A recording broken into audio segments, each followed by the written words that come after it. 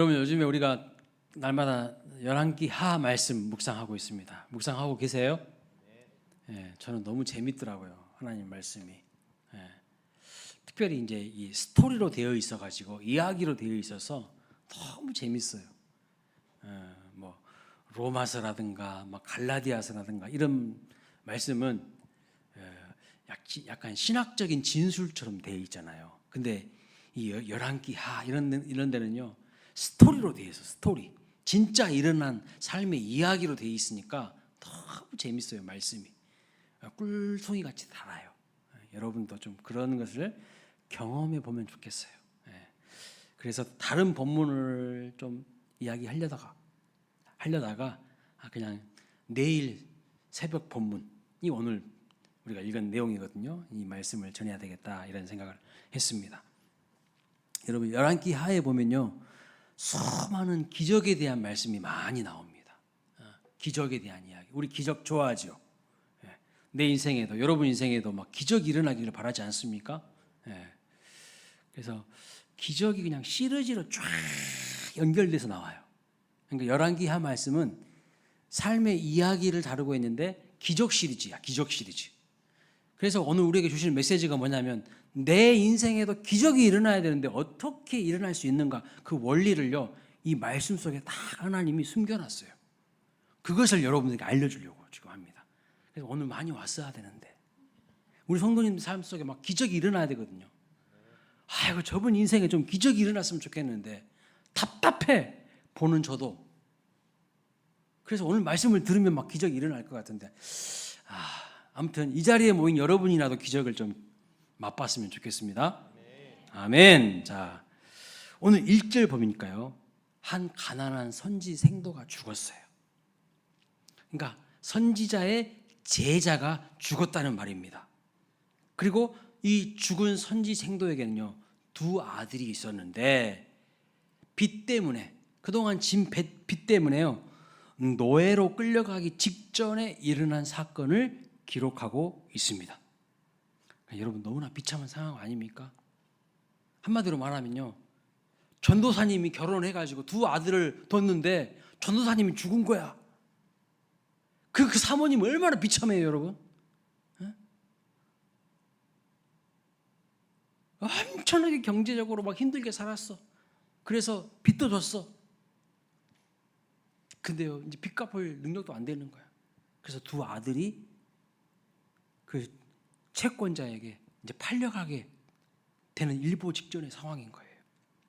너무 비참하지 않습니까? 그래서 이 생도의 부인이요, 전도사님 부인이 엘리사 선지자에게 찾아와서 자기 가족의 비통함과 애통함을요 부르짖고 있어요. 자, 이 이야기의 결론부터 말씀드리면, 이 과부는 엘리사 선지자가 말한 대로 마을 사람들에게 찾아가가지고요, 모든 이웃에게 찾아가서 빈 그릇을 빌려옵니다. 그런데 그 빌려온 그 빈 그릇들에 기름이 채워지고 그 기름을 팔아서 빚을 갚고, 그리고 그 가정이 회복된 이야기가 오늘 본문의 말씀입니다. 자, 선지자의 말씀대로 순종했더니 그 빈 그릇들에 기름이 가득 채워지고 기적이 일어나는 것을 볼 수가 있어요. 여러분, 만약 우리의 삶 속에 이런 일들이 일어난다면 세상 사람들이 뭐라고 할까요? 와, 세상에 무슨 이런 일이, 헐, 대박, 막 이런 말 하지 않겠습니까? 요즘 젊은 사람들은 헐, 대박 막 이러던데. 말도 안 돼, 막 그럴 거예요. 뭔 이런 일이 일어날 수가 있어. 내 상식과 이성의 범주로는 이런 것들은 상상도 못한 일이야, 막 그런 이야기를 할 거예요.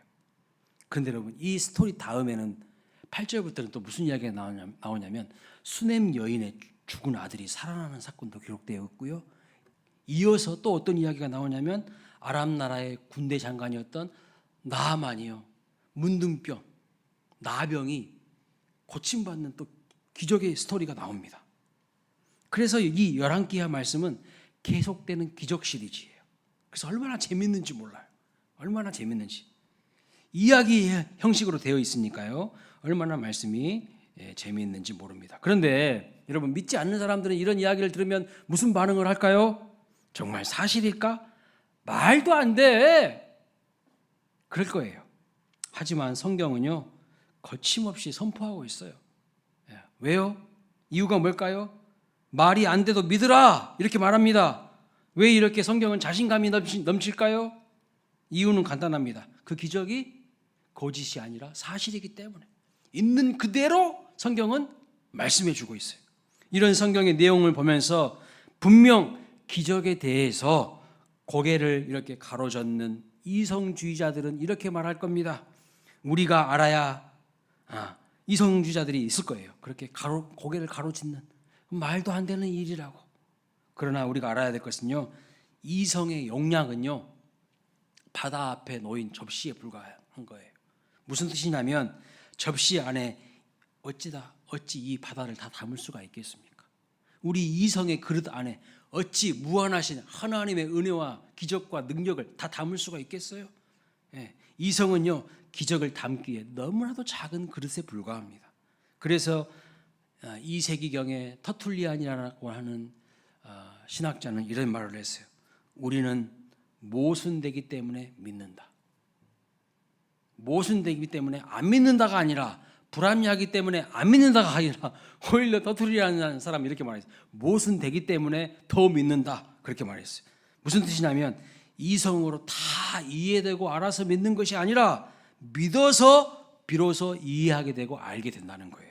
하나님께서 하시는 일은 인간 이성의 범주를 넘어서 초이성적으로 역사하실 때가 많이 있다는 뜻입니다. 그래서 진리를 아는 도구가 이성만이 아니라 믿음도 있다는 거죠. 그러니 말도 안 된다고 불평하기보다는 진리로 나아가는 믿음을 우리에게 선택하라고 성경은요, 계속해서 강조해서 말씀하고 있어요. 기적을 체험할 수 있는 믿음으로 나아가라는 거예요. 성경에 나오는 모든 기적 스토리를 보면요, 다 초이성적이에요. 우리의 상식과 우리의 합리주의와 이성주의를 뛰어넘는 믿음을 하나님이 요구하시는 것을 볼 수가 있어요. 그냥 상식적인 수준으로 하면은요, 기적이 안 일어나요. 여러분 지금 금요 기도에 오셨잖아요. 그런데 믿음이 없는 사람들은 금요 기도에 안 와요. 텔레비전 앞에서 가만히 있을 거예요. 근데 믿음이 있는 사람은 기도해야 뭔가 응답이 되고 하나님의 역사가 나타나고 기적이 일어난다는 걸 알아요.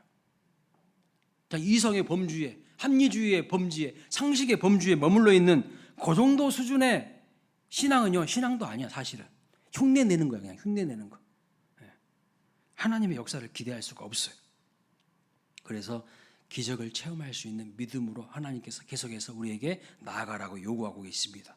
오늘 우리 중에도 오늘 본문의 선지 성도의 이 아내처럼, 그 가부처럼 낙심과 좌절과 괴로운 심정으로 주님 앞에 나오신 분들이 계시다면 말씀 가운데에 하나님의 음성을 듣고 순종하심으로 기적을 경험하게 되시길 주님의 이름으로 축원합니다.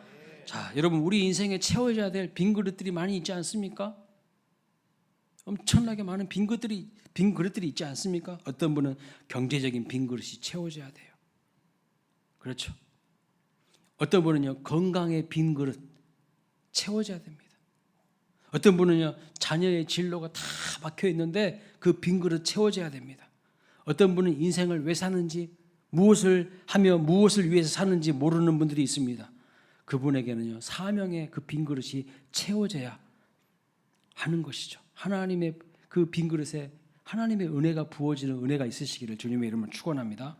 저마다 우리의 빈 그릇이 채워져서 하나님을 영화롭게 하면서 살아가시기를 주님의 이름으로 축복합니다. 자, 그럼 본문을 통해서 말도 안 돼,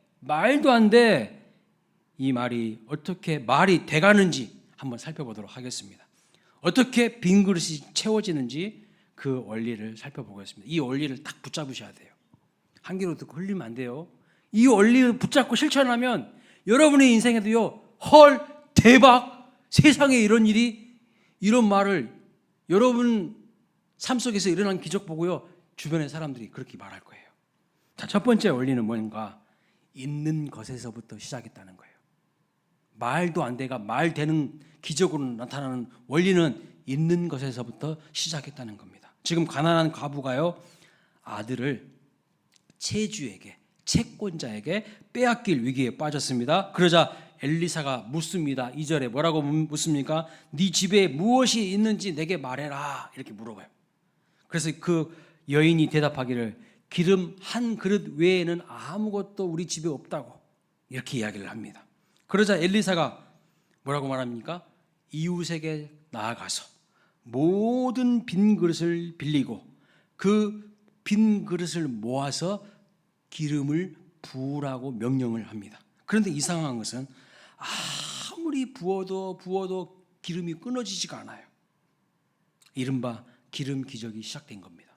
자, 여기서 주목해야 할 것은 무엇이냐면 가지고 있는 것에서부터 시작했다는 거예요. 가지고 있는 것에서부터. 비록 한 사람 몸에 바를 정도의 그 작은 기름이었지만 그 기적이 바로 그 작은 기름이었지만 그게 바로 기적의 씨앗이라는 것을 말씀하고 있어요. 여러분, 오병이어 기적 아시죠? 오병이어 기적도요, 소년의 그 작은 도시락, 보리떡 5개, 물고기 2마리, 아무것도 아닌 작은 도시락에서부터 시작된 거 아시죠? 그래서 도시락은 하늘에서요 툭 떨어진 것이 아니라 그 소년의 손에서부터 있었던 것입니다. 기름 기적도 마찬가지예요. 하늘에서 어느 날 갑자기 뚝 하고 떨어지길 기다리는 건 하나님의 방법이 아닐 때가 많습니다. 여기 청년들 별로 안 계시는데 꼭 기억하세요. 연애할 때 하늘의 별이라도 따주겠다고 하는 남자들 있잖아요. 절대 믿지 마세요. 그 뻥치는 거예요. 그 사기꾼이에요, 사기꾼. 예, 믿지 마세요. 속지 마세요. 여러분, 남의 돈 1억보다요 내 돈 100만 원이 낫다고 하지 않습니까? 사업할 때도요 마찬가지야. 내 가진 것에서부터 시작해야 합니다. 방법이나 도구는 다른 사람에게서부터 빌릴 수도 있지만 원천은요 빌려서는 안 돼요.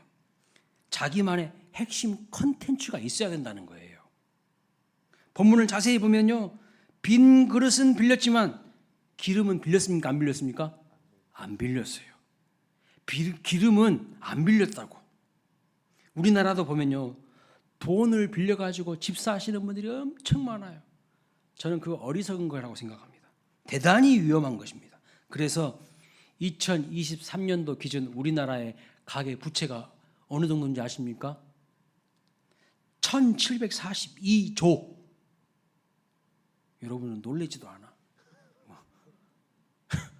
뭘 말하는데 여러분이 놀라시겠어요? 1742조라니까요. 2023년도 기준으로 세계에서 가장 높은 수준이에요.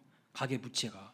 그래서 1인당 평균 가계 부채 얼마냐면 9,186만 원이래요. 2023년도 기준. 거의 모든 가정마다 1억씩 있다는 거예요.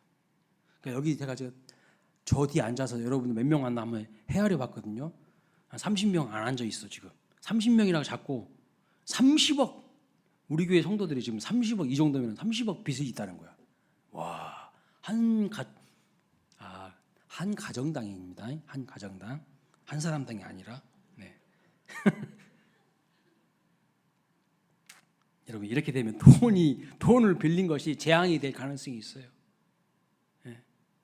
평생 벌어가지고 빚 갚는 데다가 그냥 꼬라박는 거예요.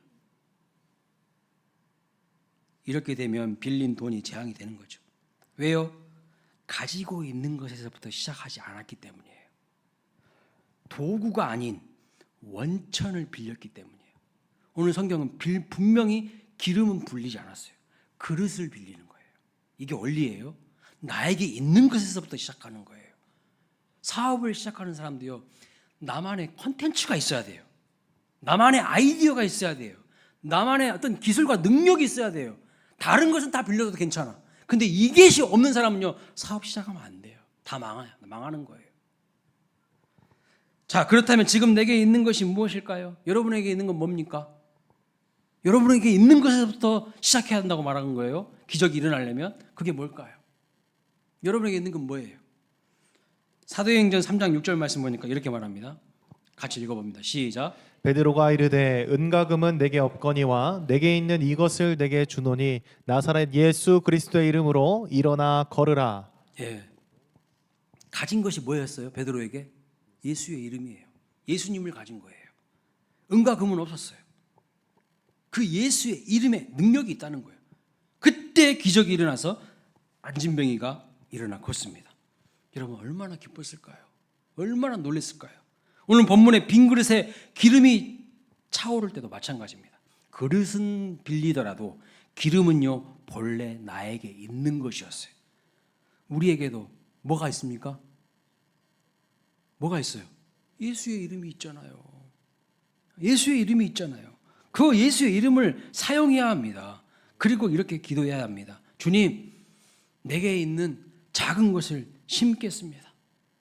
나의 땀을 심고 내 마음의 사랑을 심고 복음을 심겠습니다. 예수님의 이름을 심고 능력을 심고 권세를 심어서 싹이 나고 잎이 나고 열매를 맺기까지 심겠습니다. 그때 마른 막대기와 같은 죽은 아론의 지팡이에서 싹이 나고요, 황무지에서 장미꽃이 피는 기적을 보게 하옵소서. 이게 우리 기도가 돼야 돼요. 그때 어떤 일이 일어나냐면 작은 자가 1000명을 이루고 그 약한 자들이 강국을 이루는 하나님의 역사를 우리 모두가 보게 되시기를 주님의 이름으로 축복합니다. 그래서 우리에게도 말이 안 돼가 아니라 말이 되는 기적을 보게 되시기를 주님의 이름으로 축복합니다. 첫 번째 올리고 뭐라고요? 있는 것에서부터 시작하라는 거예요. 그 있는 것이 뭔지를 잘 생각해 보세요.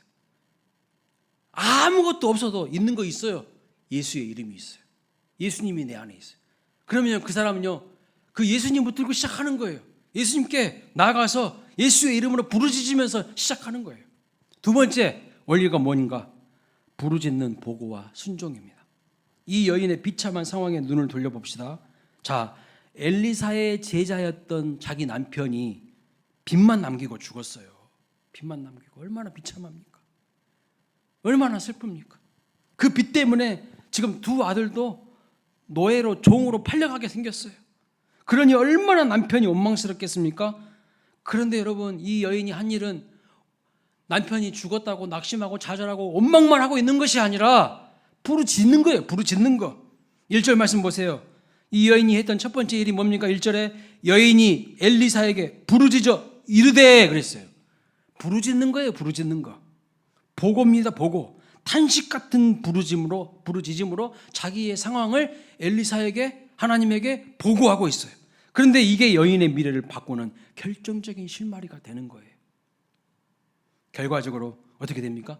기름이요 계속해서 콸콸콸콸 쏟아지는 겁니다. 그리고 빌려온 모든 빈 그릇에 다 채워지는 역사가 나타나는 것을 볼 수가 있어요. 여러분, 우리 인생의 빈 그릇이 채워져야 합니다. 가만히 빈 그릇만 바라보면서 낙심하고 좌절하고 허무감 가운데 빠져 있지 마시고 하나님께 간절히 부르짖어 기도하심으로 채워주시는 은혜를 경험하시는 저와 여러분 되시기를 주님의 이름으로 축원합니다. 그러니까요, 복 받는 사람의 공통점이 있어요. 성경에 보니까 복 받는 사람, 기적을 경험하는 사람들의 아직 공통점이 있어요. 뭔지 아세요? 일단은 부르짖는 사람들이에요. 부르짖는 사람들이에요. 부르짖어 기도하는 사람이라는 것을 꼭 명심하시기 바랍니다. 그래서 기도를 멈춰버린 사람들, 기도 안 하는 사람은요, 뭐 내 인생에 뭐 새로운 일들이 일어날 거다, 내 인생에 뭐 기적 같은 일이 일어날 거다, 절대 기대도 하지 마세요. 아무것도 안 일어나요. 기도해야 그 사람 생각을 뛰어넘는 뭔가요, 하나님이 은혜로운 일들을 만들어내시는 거예요. 공통점이 부르짖어 기도하는 사람입니다. 하나님께 자기의 상황을, 억울한 상황을, 비참한 상황을 아뢰이는 사람입니다. 그리고 이 여인은 또 엘리사 선지자의 말씀대로 순종합니다. 그리고 순종한 다음에 또 엘리사 선지자에게 찾아가서 또 보고해요. 뭘 보고합니까? 7절 말씀 보세요. 여인이 하나님의 사람에게 나아가서 말하니 그랬어요. 엘리사 선지자가 말씀한 대로 순종하고 나서 또 하나님의 사람에게 나아가서 또 보고를 하는 겁니다. 여러분, 왜 그렇게 했을까요? 이 기적이 일어나게 된 것은 하나님의 사람 엘리사 선지자의 말씀에서 비롯된 것임을 아니까 또 이 기름을 어떻게 해야 하는지도 엘리사 선지자에게 물어보는 것입니다. 엘리야 선지자에게 들어야 되는 거 아니겠습니까? 그러자 비로소 그 기름을 가지고 빚을 갚고 생활비로 쓰라는 명령이 떨어지는 것을 볼 수가 있어요. 여러분 참 멋지지 않습니까? 이 여인이, 이 여인의 이러한 마음의 태도는 순종으로 이루어지는 거예요. 순종으로. 그래서 3절 말씀 보세요. 뭐라고 말합니까? 너는 밖에 나가서 모든 이웃에게 그릇을 빌리라, 이렇게 말합니다. 엘리사의 명령대로 이 여인은요 밖에 나가서 기름을 조금 빌린 것도 아니고 모든 그릇을 다 빌려가지고 옵니다. 여러분 사실 찢어지게 가난한 줄 뻔히 아는데 사람들이 그렇게 묻지 않았을까요? 뭐하에 쓰려고 이 그릇을 빌리려고 하는데 그렇게 묻지 않았겠습니까? 이 여인의 대답이 남처했겠죠. 하지만 꿋꿋이 그 그릇을 빌리러 다녔어요. 이 여인은 하나님의 사람 엘리사의 말에 모든 것을 걸었어요. 자기 모든 것을 걸어요.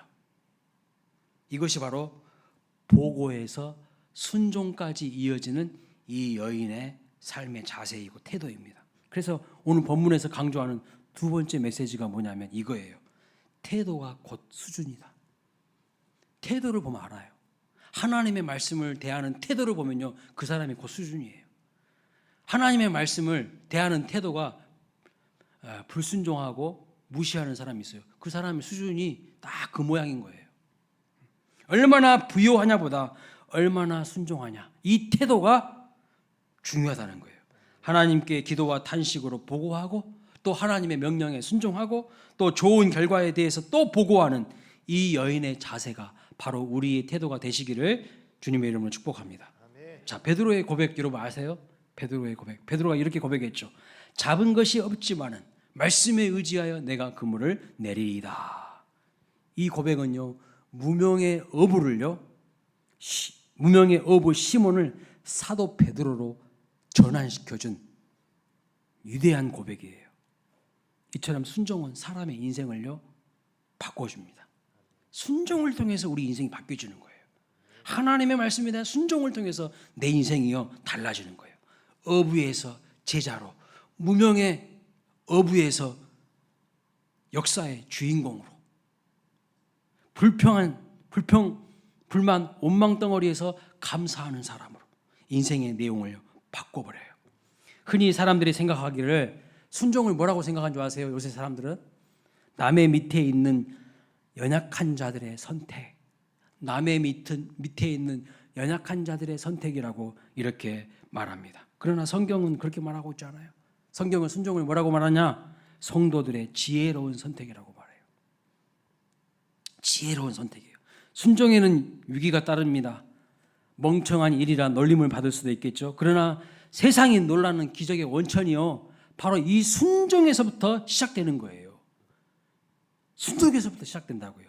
순종해 본 사람만 그 순종의 가치를 알아요. 하나님을 경험할 수가 있어요. 아프리카 선교사님 아들이요, 숲속에서 놀고 있었습니다. 그런데 갑자기 선교사님이 이야기했어요. 아들아, 엎드려! 다급한 목소리로 아빠 선교사님이 외쳤어요. 놀란 아들이요, 그 순간 몸을 딱 숙여가지고 천천히 기어서 나왔어요. 아빠 왜 그러세요? 아빠 왜 그러세요? 그랬더니 저길 봐, 저길 봐. 네가 서 있던 나무 위에 독사가 있었어. 독사가 있잖아. 정말 머리 위 나무 위에서요, 독사가 혀를 이렇게 하고 있어요. 제가 독사 아닙니다. 독사야 물러가라 하지 마세요.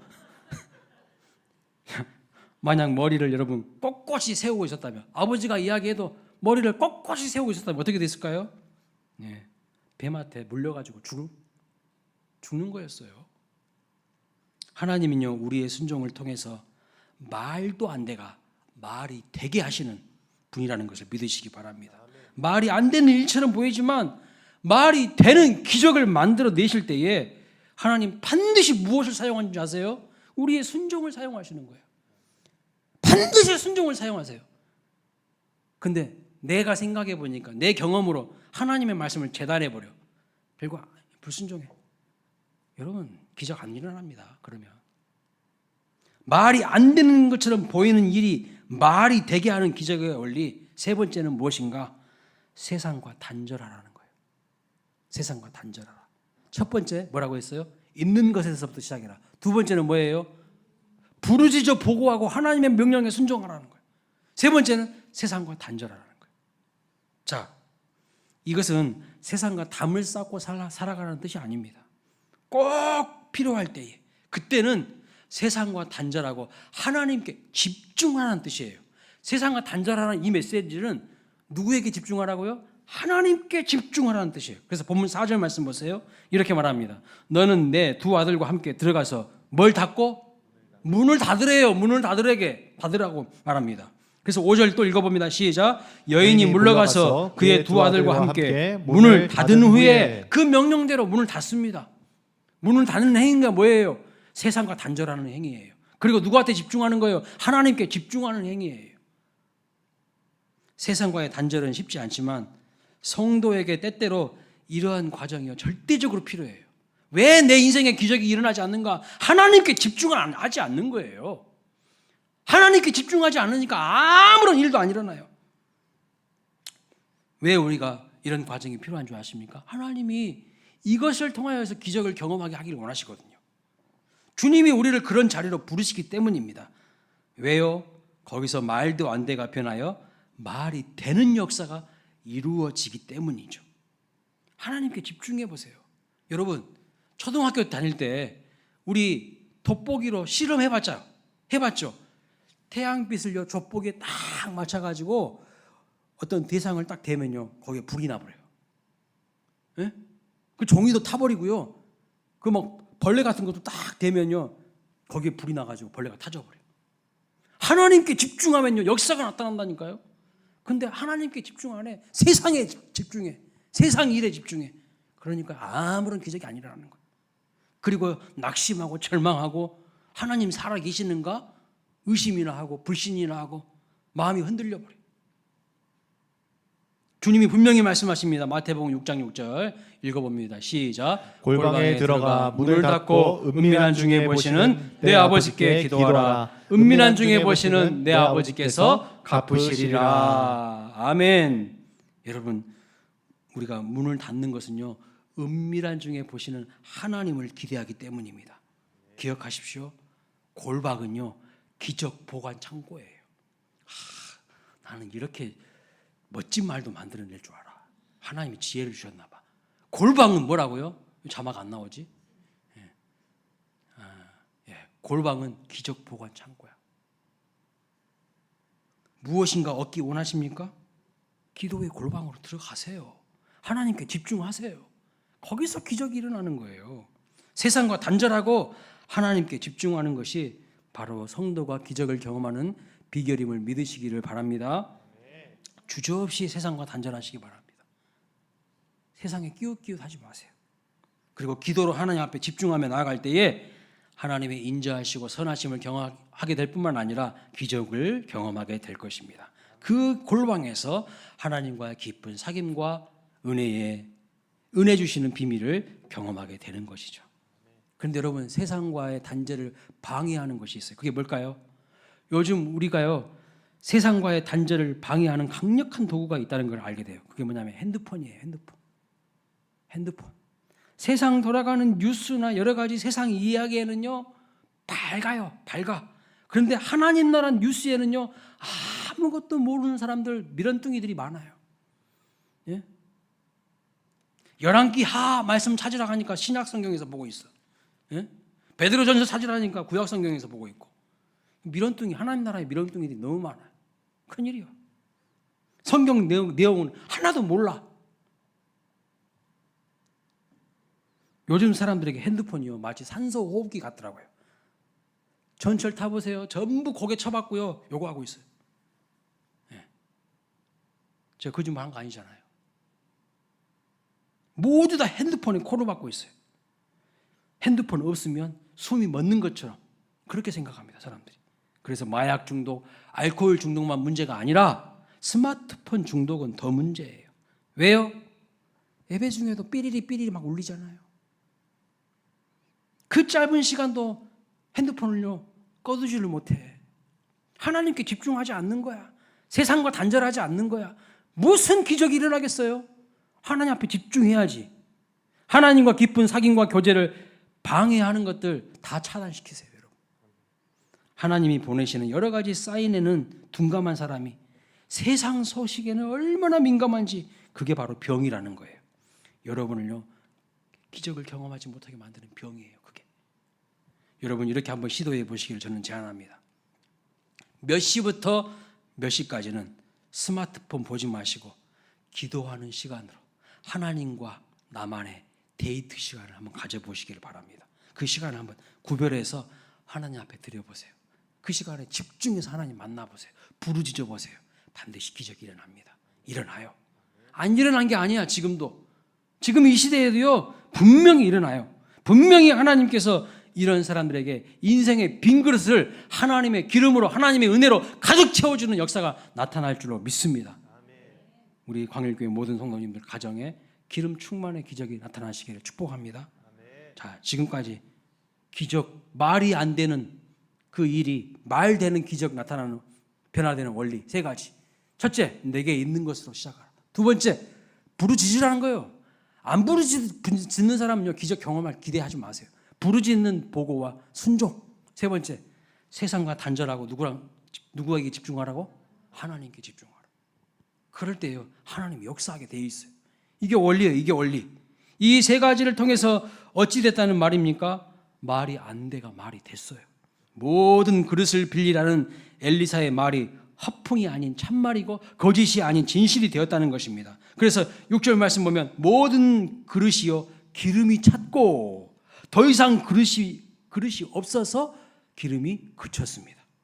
오늘 우리의 인생의 그릇에도, 빈 그릇에도 하나님의 은혜가 가득 넘치게 부어주시기를 주님의 이름으로 축원합니다. 이 원리를 꼭 실천하세요. 그냥 이론으로 알고 끝나지 마시고 정말 알았으면 그렇게 한번 해보세요. 핸드폰 딱 꺼버리고 1시간이라도, 하루에 30분이라도 하나님께 집중해서 하나님 말씀 듣고 묵상하고 기도하고 부르짖는 시간 가져보세요.